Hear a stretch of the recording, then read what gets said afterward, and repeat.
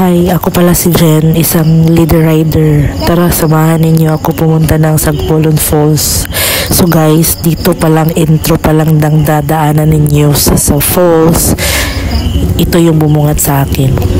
Talagang maganda talaga yung view. Madami-daming kahoy. At saka yung weather is very cold. So may mga resort kayong madadaanan dito. Madami-dami talaga sila guys. Sulit. And then, yung auntie ko, tinuro yung Hinaguan Farm may brain damage kasi first time ko pumunta dito guys. As in, nashock ako kasi malamig yung weather at saka yung view. Sulit. So, may mga madadaanan kayong river dito guys, no? And dito, may mga madadaanan din kayong mga ganitong daan. May mga rough road din. So, dito guys, ito yung mga madadaanan ninyo. May mga nagwashing dito kasi libre. So, dalawang motor yung ginamit namin dyan guys, no? Tatlo kaming magpinsan, isang auntie at saka isang kaibigan. So, dito, nagbayad kami ng entrance kay kuya at saka 40 pesos yung entrance namin dito guys, no? So, dito, nagpicture kami ng mga pinsan ko para sulit yung 40 pesos at saka yung views very sulit. So, dito, pag entrance pa lang namin, ito yung madadaanan ninyo, yung hanging bridge. So talaga guys, sulit. And then isa pa, malamig yung weather.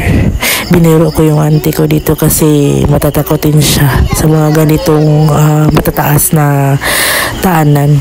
So dito guys, ito yung madadaanan ninyo, yung mga ganitong view. And isa pa yung madadaanan ninyo guys, up and down. So talagang hinihingal ako dito guys, no?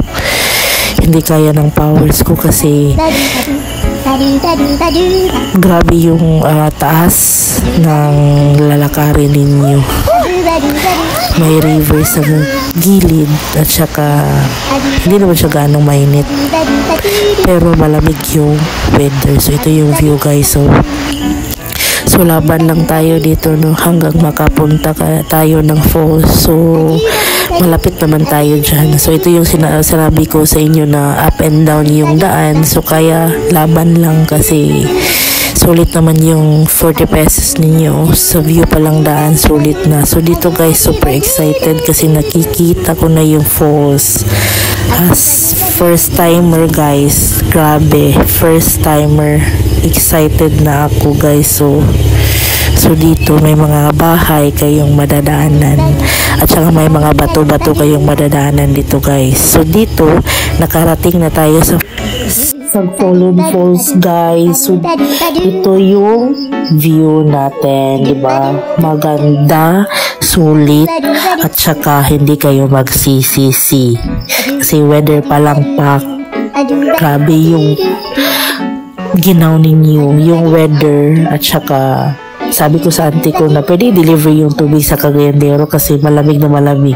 So may mga baon kami dito guys, adobo lang pero busog na kami. So after namin maligo, may napansin akong bahay guys. So ito, so sinilip ko, ito yung bumugad sa akin.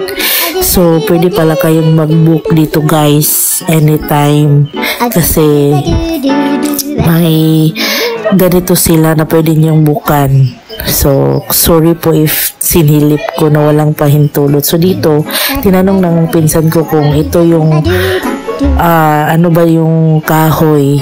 Sabi ko, hindi ko alam rin. Pero sabi niya, parang marang daw. Yung isa is rambutan. So, dito guys, kung gusto niyo pumunta dito, hindi kayo magsisisi sa 40 pesos. So, ito yung view. So, punta na kayo guys para may memories din kayo. Bye! Dito.